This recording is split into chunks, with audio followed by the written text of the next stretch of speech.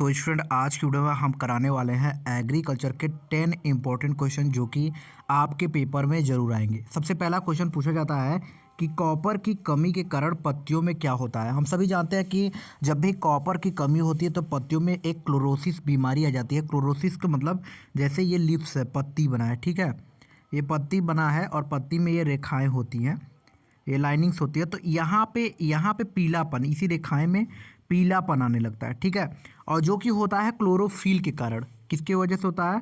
Chlorophyll के कारण होता है और ये रोग आ जाता है। हम सभी जानते हैं जब क्लोरोफिल के कारण कोई भी रोग आता है तो उसे कहा जाता है क्लोरोसिस। क्या कहा जाता है? क्लोरोसिस कहा जाता है। और इसकी जो क्लोरोफिल की कमी की वजह से क्लोरोसिस रोग होता है, इसको ठीक करने के लिए आपको कॉपर का यूज करना होता है और जैसे ही कॉपर का यूज करते हैं ये ठीक हो जाता है। चलिए नेक्स्ट क्वेश्चन की तरफ चलते हैं। नेक्स्ट क्वेश्चन आपसे पूछा जाता है कि आलमंड जिसे कहते हैं बादाम, आलमंड जिसे कहते हैं बादाम, हम सभी जानते हैं आलमंड मिस बादाम होता है, लेकिन इसमें पूछा जाता है किसकी कमी की वजह से गोमोसिस होता है। क्या होता है कि ये डाल होती है, मान लीजिए आलमंड की डाल होती है, ये पत्तियाँ, इसमें से कई ठो पत्तियाँ बनी रहती है, ध्यान दीजिएगा, इसमें से कई ठो पत्तियाँ बनी रहती है। अब हम बना नहीं पा रहे हैं, चित्र बना नहीं रहे, समझ लीजिए। अब यहाँ पे कुछ गोंद की तरह निकलने लगता है, गोंद की तरह, जैसे आप देखते होंगे कई लोग इसे कहते हैं गोंद है, खाया जाता है, इसे खरीदते भी है। जैसे आप देखते होंगे कभी कभी आप बबूल के पेड़ में देखते होंगे ब्लैक कलर का निकलता है, तो आप सोचते होंगे कि ये खाया जाता है। तो आपको बता दो ये गोमोसिस एक डिजीज़ होता है, एक रोग होता है जो कि होता है किसके कमी की वजह से होता है, वो भी किसके कमी की वजह से होता है? कॉपर की वजह से। सी फॉर कार्बन नहीं, कॉपर, सी है, ठीक है। कॉपर की कमी की वजह से ऐसा रोग होता है, ऐसा डिजीज़ होता है। और यहाँ पे अगर आप देख पा रहे होंगे तो यहाँ पे भी दे दिया गया है, ठीक। अच्छा चलिए नेक्स्ट क्वेश्चन पे चलते हैं। नेक्स्ट क्वेश्चन में आपसे पूछा जाता है कि फलों में सुगंध किसके बनने से होता है। देखिए फलों में अगर एरोमेटिक कंपाउंड नहीं बनेंगे, यौगिक नहीं बनेंगे, तो सुगंध ही नहीं आएगा। तो कभी भी क्वेश्चन आपसे पूछा जाता है कि फलों में सुगंध किसके बनने से होता है या किसके कारण से होता है, तो आप जब बोल दीजिएगा एरोमेटिक कंपाउंड की वजह से, ठीक है। इतना क्लियर हुआ? हमने आपको क्वेश्चन बताए 1 to 3, 3 क्वेश्चन बताए, 3 आपको कंप्लीट हुआ, आपको समझ में आया। अगर नहीं समझ में आया तो फिर कमेंट करिएगा, फिर से समझा देंगे, ठीक है, या रिपीट आप देख लीजिएगा।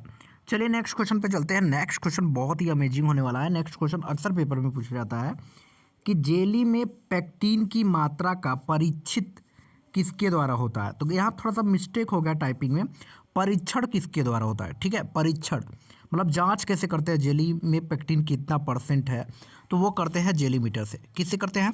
जेलीमीटर से करते हैं। चलिए स्टूडेंट नेक्स्ट क्वेश्चन पे चलते हैं और नेक्स्ट क्वेश्चन भी आप बहुत मज़ेदार है, उसे पढ़ते हैं। अनार का एडिबल पार्ट कौन सा है, मतलब खाने वाला भाग। एडिबल पार्ट या एडिबल पार्ट कौन सा है, वो खाने वाला भाग पूछ रहा है, तो वो है एरिल। अनार का कौन सा भाग खाते हैं हम? एरिल खाते हैं, ठीक है। चलिए नेक्स्ट क्वेश्चन पे चलते हैं। नेक्स्ट क्वेश्चन बहुत ज़्यादा ज़रूरी है। पौधों को अगर हम कार्बन देते हैं, सी फॉर कार्बन होता है, एन फॉर नाइट्रोजन, हम देंगे अधिक मात्रा में दिया जाए तो क्या होगा। देखिए पौधों में अगर कार्बन देते हैं और नाइट्रोजन देते हैं, और ये पौधा है आपका, मान लीजिए, ठीक है, ये पौधा है, मान लीजिए, मान लिया करिए कोई चीज़ मान लीजिए, तो इसमें इसके जड़ में हम क्या देते हैं? नाइट्रोजन और कार्बन देते हैं।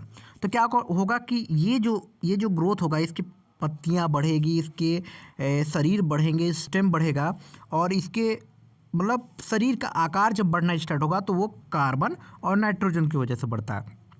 तो जब भी क्वेश्चन पूछा जाए कि पौधों को कार्बन और नाइट्रोजन अधिक दिया जाए तो क्या होगा, तो आप बोलिएगा वेजिटेटिव ग्रोथ होगा, मतलब कि वानस्पतिक वृद्धि। वेजिटेटिव ग्रोथ यहाँ पे देख पा रहे होंगे होगा, मतलब वानस्पतिक वृद्धि होगा। चलिए नेक्स्ट क्वेश्चन पे चलते हैं। नेक्स्ट क्वेश्चन बहुत ज़्यादा इंपॉर्टेंट है आपके लिए, इसे भी देख लेते हैं। आपसे पूछा जाता है कि बताइए कि कौन सा एसिड फॉर्मिंग फर्टिलाइजर है। ऐसा कौन सा फर्टिलाइजर है जो कि एसिड क्रिएट करता है, मतलब मिट्टी पे जाने के बाद ज़्यादा दिन तक अगर आप उसे यूज करेंगे तो कुछ दिन बाद एसिड मिट्टी हो जाएगी, मिट्टी एसिडिक हो जाएगी, तो वो होता है यूरिया। यूरिया को ज़्यादा अगर आप ज़मीन पर यूज करते हैं, कुछ दिन बाद ये फ़ायदा तो देगा, किसान को लगता है कि बहुत फ़ायदा मिलेगा, लेकिन कुछ दिन बाद ये एसिडिक हो जाता है और पौधा तो बहुत बढ़िया ग्रोथ करेगा, लेकिन कुछ दिन बाद क्या हो जाएगा, एसिडिक जब सॉइल हो जाएगा आपका, सॉइल जब आपका एसिडिक हो जाएगा तो क्या होगा, जो पौधा होगा वो ख़राब होने लगता है और ग्रोथ नहीं कर पाएगा। उसके स्थान पे आप एसिडिक सॉइल में जो उगता है, वो जैसे आंवला हो गया, ये सब वहाँ पे उगा सकते हैं, ठीक है। तो ये चीज़ ध्यान दीजिएगा। चलिए नेक्स्ट क्वेश्चन पे चलते हैं। नेक्स्ट क्वेश्चन में पूछा जाता है पूछा जाता है आपसे बहुत अच्छा क्वेश्चन कि मैंगो के स्टोरेज के लिए ऑप्टिमम टेम्परेचर, मतलब मैंगो जो होता है, हम सभी जानते हैं मैंगो मतलब क्या होता है। मैंगो मीन्स होता है आम, ठीक है। अब आम पूछ रहा है कि आम का जब हम स्टोर करते हैं आम को, तो उसके लिए ऑप्टिमम टेम्परेचर कितना होता है। तो चलिए बात कर लेते हैं मैंगो का जब हम स्टोर करते हैं तो उसके लिए आप 8 से लेकर 9 या 8 से लेकर 9 कह सकते हैं डिग्री सेल्सियस टेम्परेचर की ज़रूरत होती है।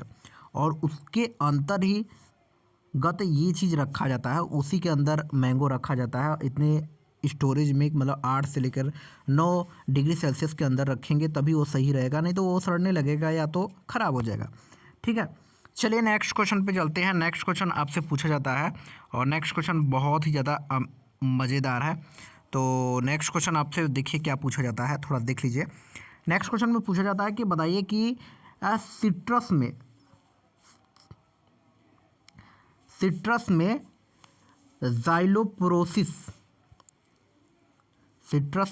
ज़ाइलोप्रोसिस रोग कम करने के लिए कौन सा इंडिकेटर लगाया जाता है। तो सबसे पहले ज़ाइलोप्रोसिस कहते हैं या कई नाम से इसे जाना जाता है। तो इसका रोग क्या होता है, सबसे पहले देखिए ये सिट्रस है, मान लीजिए ये सिट्रस है, तो यहाँ पे कुछ कत्थे कलर का हल्का हल्का धब्बा आ जाता है, ठीक है, वो गड्ढा हो जाता है सिट्रस में, मतलब कि नींबू में, ठीक है, ये गड्ढा हो जाता है। तो ये जो रोग होता है इसे ही कहा जाता है ज़ाइलोपोरोसिस रोग कहते हैं, ठीक है। अब इस रोग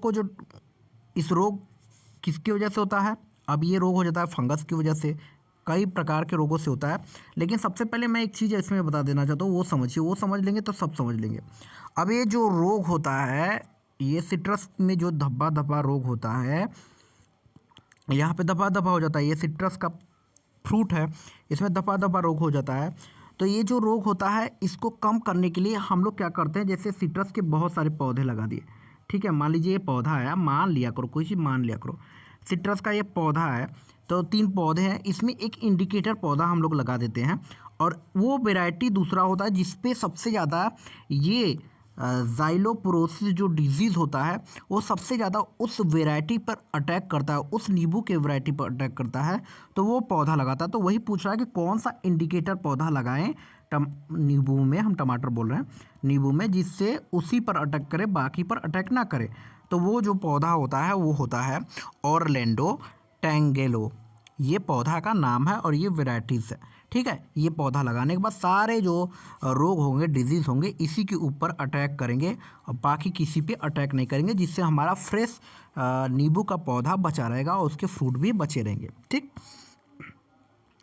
चलिए स्टूडेंट नेक्स्ट क्वेश्चन पे चलते हैं। नेक्स्ट क्वेश्चन में आपसे पूछा जाता है कि बताइए शॉर्ट डे फ्रूट प्लांट, मतलब शॉर्ट माने आप जान ही रहे हैं, और डे प्लांट मतलब कौन सा छोटे दिन का पौधा होता है। तो वो होता है आपका स्ट्रॉबेरी होता है, पाइन एप्पल होता है, कॉफ़ी होती है, ये शॉर्ट डे प्लांट होता है। अब नेक्स्ट क्वेश्चन आपसे पूछा जाता है कि बताइए कि स्टोन फ्रूट का मतलब होता है ऐसा फ्रूट, जैसे ऐसा कोई फ्रूट है उसमें ऐसा फ्रूट जिसका जो बीज होता है वो पत्थर की तरह हो, ठोस हो, उसे ही स्टोन कहा जाता है। देखिए स्टोन का मतलब पत्थर होता है और पत्थर होता है ठोस, तो ऐसा कोई भी फ्रूट जिसका अंदर का भाग जो होता है सीड हो, उसका ठोस हो, उसे स्टोन कहा जाता है। फ्रूट माने फल के अंदर का भाग जो स्टोन की तरह होता है उसे ही कहा जाता है स्टोन फ्रूट कहा जाता है। जैसे आप सभी जान लीजिएगा कि आम हो गया, आपका बादाम हो गया, पिस्ता हो गया, चेरी हो गया, ये सभी स्टोन फ्रूट होते हैं। सो स्टूडेंट यहाँ पे हमने आपको बहुत ज़्यादा इंपॉर्टेंट क्वेश्चन बता दिया जो कि ICR, jet, UP CATET, BHU और बहुत सारे एग्रीकल्चर एंट्रेंस एग्जाम में पूछे जाते हैं। तो बस चैनल पे हैं तो सबसे पहले सब्सक्राइब करें, क्योंकि यहाँ पे डेली बेसिस पे आपको इंपॉर्टेंट क्वेश्चन कराए जाएंगे। धन्यवाद।